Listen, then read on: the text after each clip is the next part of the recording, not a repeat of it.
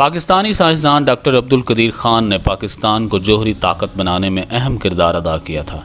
اسی بنیاد پر انہیں پاکستان میں قومی ہیرو کا درجہ حاصل ہے، تاہم مغرب انہیں ایٹمی راز اسمگل کرنے والا خطرناک شخص سمجھتا ہے۔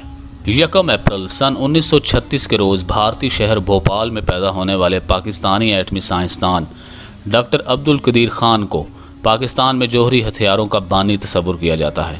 پاکستانی عوام کے نزدیک وہ سن 1998 میں پاکستان کے کامیاب ایٹمی تجربے کے بعد اس حوالے سے بھارت کے ہم پلہ ہو جانے اور ملکی دفاع کو ناقابل تسخیر بنانے کی وجہ سے قومی ہیرو ہیں۔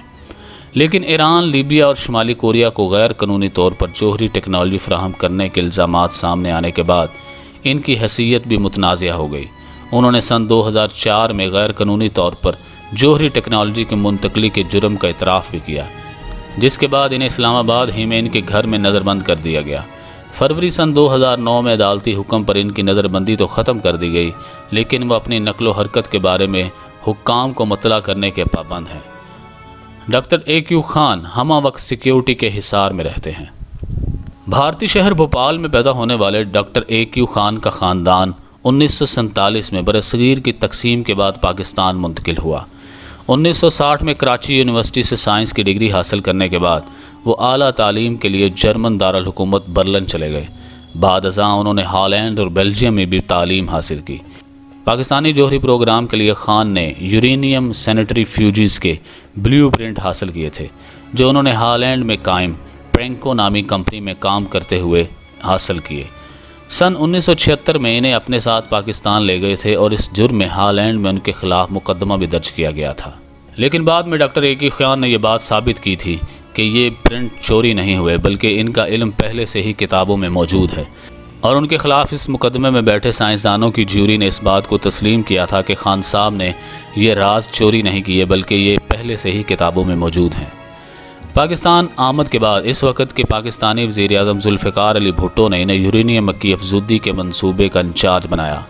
اپنے ایک انٹرویو میں ڈاکٹر عبدالقدیر خان نے بتایا کہ ان کی ٹیم سن 1978 تک یورینیم کی افزودگی کر چکی تھی، اور 6 برس بعد یعنی سن 1984 میں پاکستان ایٹم بم کا تجربہ کرنے کے قابل ہو گیا تھا۔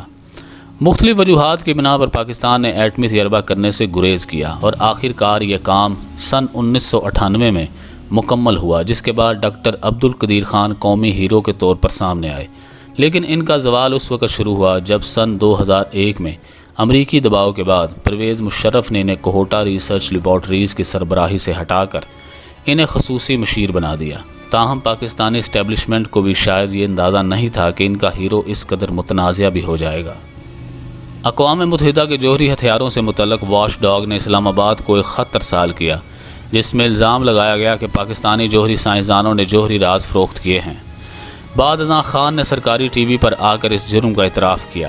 اعتراف جرم کے بعد جنرل مشرف نے ان کے لیے معافی کا اعلان کر دیا۔ تاہم بعد ازاں عبدالقدیر خان اس بیان سے مکر گئے۔ سن 2008 میں انہوں نے نیوز ایجنسی AFP کو بتایا کہ میں نے پہلی مرتبہ پاکستان کو جوہری طاقت بنا کر بچایا، اور دوسری مرتبہ میں نے تمام الزام اپنے سر لے کر ملک کو بچایا۔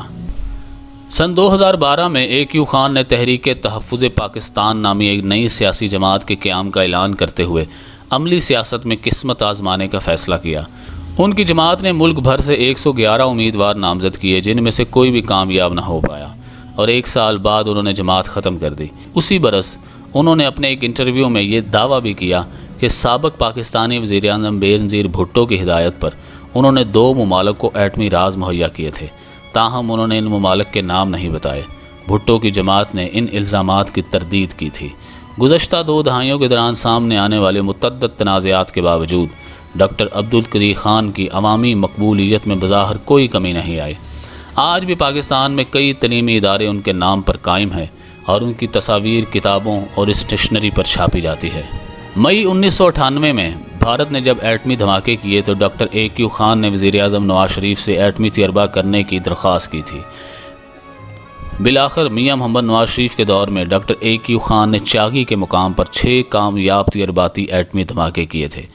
اس موقع پر عبدالقدیر خان نے پورے عالم اسلام کو یہ پیغام دیا کہ ہم نے پاکستان کو دفاع ناقابل تسخیر بنا دیا ہے، یوں آپ پوری دنیا میں مقبول ہوئے۔